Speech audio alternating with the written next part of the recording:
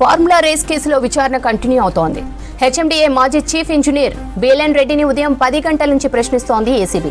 IAS Arvind Kumar, మాజీ మంత్రి కేటీఆర్ ఇచ్చిన స్టేట్మెంట్స్ ఆధారంగా బిఎల్ఎన్ రెడ్డిని ప్రశ్నిస్తున్నారు ఏసీబీ అధికారులు. ఇప్పటికే బిఎల్ఎన్ రెడ్డి ఈడీ విచారించింది. ఈడీ విచారణ తర్వాత ఇవాళ ఏసీబీ విచారణకు అటెండ్ అయ్యారు. హెచ్ఎండిఏ నిధులను ఎఫ్ఈఓ కంపెనీకి బదిలీ చేయడంపై బిఎల్ఎన్ రెడ్డిని విచారిస్తోంది ఏసీబీ. ఇక బిఎల్ఎన్ రెడ్డి విచారణకు సంబంధించి మరిన్ని డీటెయిల్స్ ఏసీబీ ఆఫీస్ నుంచి అజయ్ అందిస్తారు. అజయ్, చెప్పండి.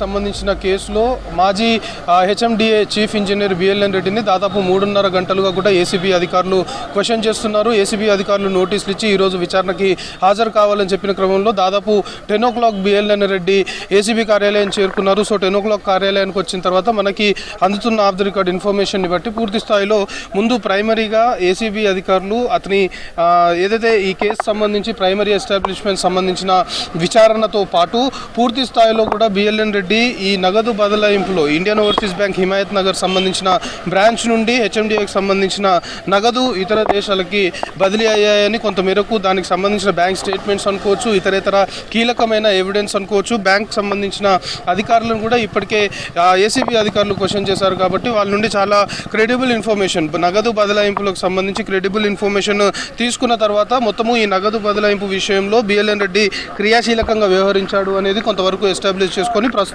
అదే కోణంలో బిఎల్ఎన్ రెడ్డిని అయితే క్వశ్చన్ చేస్తున్నట్లు మనకు కొంతవరకు సమాచారం అందుతుంది. దాంతోపాటు ముఖ్యంగా ఇటు ఫార్ములా ఈ రేసింగ్ ఆపరేషన్ సంబంధించి ఫార్ములా ఈ రేసింగ్ ఆపరేషన్స్తో పాటు ఇటు హెచ్ఎండిఏ దాంతోపాటు ఈ త్రైపాక్షిక ఒప్పందానికి సంబంధించి కూడా ఈ సంస్థల నుండి పూర్తి స్థాయిలో కూడా నగదు బదిలీ కావడానికి బిఎల్ఎన్ రెడ్డి మొత్తం కూడా కీ పాయింట్గా వ్యవహరించాడు అనేది కూడా కొంతవరకు ఏసీబీ అధికారులు భావిస్తున్న క్రమంలో ఆ కోణంలో ఎక్కువగా క్వశ్చన్ చేస్తున్నట్లు కూడా మనకు సమాచారం అందుతుంది. ఇక ఎఫ్ఐఆర్ ఏసీబీ నమోదు చేసిన ఎఫ్ఐఆర్ సంబంధించి అందులో చాలా వరకు రూల్స్ వయోలేట్ చేశారు అనేది చాలా క్లియర్గా ఎఫ్ఐఆర్లో ఏసీబీ అధికారులు పొందుపరిచారు. ఏసీబీ అధికారులు కేసు నమోదు చేసిన తర్వాత ఎప్పుడైతే ఎఫ్ఐఆర్ ఫైల్ చేశారో ఎఫ్ఐఆర్లో కూడా ఈ రూల్స్ వయోలేషన్ ముఖ్యంగా బిజినెస్ రూల్స్ సంబంధించి వయోలేట్ చేయడంతో పాటు ఇంత భారీ మొత్తంలో నగదు బదలాయించే టైంలో ఆర్బీఐ సంబంధించిన గైడ్లైన్స్ కూడా ఎక్కడ పట్టించుకోకుండా చేశారు. ఇలాంటి రూల్స్ వయోలేట్ చేయాలి అనే ఆదేశాలు ఎవరిచ్చారు అనే క్వశ్చనింగ్ ఎక్కువగా ఏసీబీ అధికారులు చేస్తున్నారు. ముఖ్యంగా ఈ వయోలేషన్స్కి పాల్పడ్డారు, పెద్ద మొత్తంలో కూడా నగదు బదలాయించారు. ఈ నగదు బదలాయించాలని కావచ్చు, ఈ విధంగా క్యాబినెట్ ఆమోదం లేకుండా ఈ నిర్ణయాలు తీసుకోవడము, పూర్తిగా దీన్ని ఎవరు మానిటర్ చేశారు, ఎవరి ఆదేశాల మేరకు ఇవన్నీ కూడా చేయాల్సి వచ్చింది అనే కోణంలోనే ఎక్కువగా బిఎల్ఎన్ రెడ్డిని క్వశ్చన్ చేస్తున్నట్లు కూడా మనకి ఇన్ఫర్మేషన్ అందుతుంది. ముఖ్యంగా ఇందులో మాజీ మంత్రి కేటీఆర్తో పాటు ఐఏఎస్ అరవింద్ కుమార్ని ఇప్పటికే ఏసీబీ అధికారులు క్వశ్చన్ చేశారు. సుదీర్ఘంగా వాళ్ళని క్వశ్చన్ చేసిన టైంలో వాళ్ళు ఇచ్చిన సమాచారం అనుకోవచ్చు, వాళ్ళకి సంబంధించిన స్టేట్మెంట్స్ని కూడా ఏసీబీ అధికారులు రికార్డ్ చేశారు. అట్ ది సేమ్ టైం ఈ కేసు సంబంధించి కొంతవరకు ప్రైమరీ ఎస్టాబ్లిష్మెంట్స్ అనుకోవచ్చు, ఎవిడెన్స్ సంబంధించి ఇటు బ్యాంక్ సంబంధించిన transactions, at the same time Indian Overseas bank నుండే ఈ బదలాయింపు మొత్తం కూడా జరిగింది కాబట్టి ఆ బ్యాంక్ సంబంధించిన ట్రాన్సాక్షన్ వీళ్ళు హెచ్ఎండిఏకి సంబంధించి బ్యాంకులో ఉన్నటువంటి ఆ అకౌంట్ సంబంధించిన డీటెయిల్స్ అనుకోవచ్చు, డాక్యుమెంట్స్తో పాటు ఇతరేతర ట్రాన్సాక్షన్ సంబంధించిన పూర్తి స్థాయి ఆధారాలన్నీ కూడా ఇప్పటికే ఏసీబీ అధికారులు సేకరించినట్లు మనకి ఇన్ఫర్మేషన్ అందుతుంది. సో దానికి సంబంధించి మొత్తం కూడా ఆ ఆధారాలని ముందుంచి విచారణ అయితే కొనసాగుతుంది. దాంతోపాటు కేటీఆర్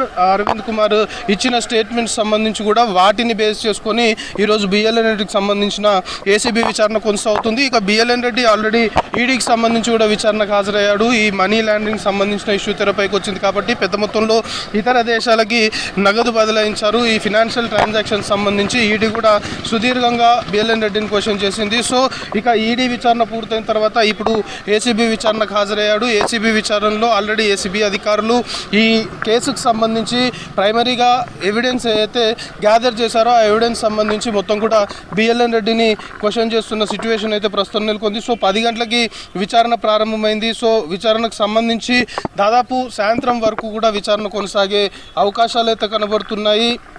పూర్తిగా ఈ హెచ్ఎండిఏ నగదు బదిలీకి సంబంధించి దాదాపు హెచ్ఎండిఏ బోర్డు నుండి బదిలీ అయిన 45.71 కోట్ల పైన ఎక్కువగా కూడా ఏసీబీ అధికారులు ఆరా తీస్తున్నట్లు క్వశ్చన్ చేస్తున్నట్లు కూడా మనకి సమాచారం అందుతుంది. ఇక పెనాల్టీ కింద ఐటీ శాఖకు చెల్లించిన 8 కోట్ల పైన కూడా ఏసీబీ అధికారులు ప్రశ్నిస్తున్నారు. ఎందుకంటే ఈ నగదు బదలాయించే విషయంలో పూర్తిగా బిఎల్ఎన్ రెడ్డి క్రియాశీలకంగా వ్యవహరించాడు అని కొంతవరకు ఇన్ఫర్మేషన్ ఉన్న క్రమంలో దానికి సంబంధించిన ఎవిడెన్స్ కూడా ఆల్రెడీ ఏసీబీ అధికారులు కొంతమేరకు ఎస్టాబ్లిష్ చేసుకున్నట్లు కూడా ఇన్ఫర్మేషన్ అందుతుంది. కాబట్టి వాటన్నిటిని బిఎల్ఎన్ రెడ్డి ముందుంచి క్వశ్చన్ చేయడంతో పాటు ఇటు బిఎల్ఎన్ రెడ్డి చేసిన ప్రొసీడింగ్స్ పత్రాలను కూడా కొంతమేరకు ఏసీబీ అధికారులు ఇప్పటికే గ్యాదర్ చేసుకొని, ఎందుకంటే ఎవిడెన్స్తో కూడిన విచారణ అనేది ఏసీబీ చేస్తుంది కాబట్టి బిఎల్ఎన్ రెడ్డి చేసిన ప్రొసీడింగ్స్ సంబంధించిన కొన్ని కీలకమైన డాక్యుమెంట్స్ కూడా ఆల్రెడీ ఏసీబీ అధికారులు గ్యాదర్ చేసినట్లు కూడా ఇన్ఫర్మేషన్ అందుతుంది. సో ఇవన్నీ కూడా బిఎల్ఎన్ రెడ్డి విచారణలో భాగంగా, క్వశ్చనింగ్లో భాగంగా ఇవన్నీ ఆయన ముందుంచి కూడా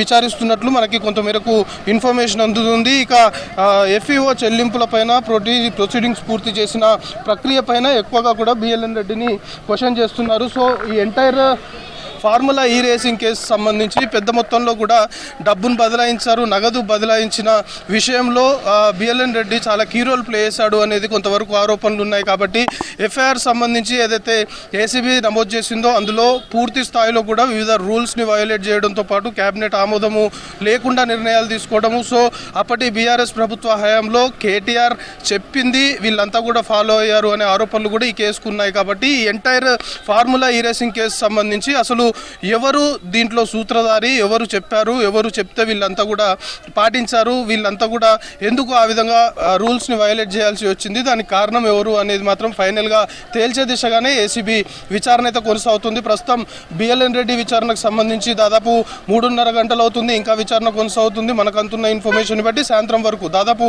4:30, 5 o'clock వరకు కూడా బిఎల్ఎన్ రెడ్డిని ఏసీబీ అధికారులు విచారించే అవకాశాలు అయితే కనబడుతున్నాయి. శ్రవంతి.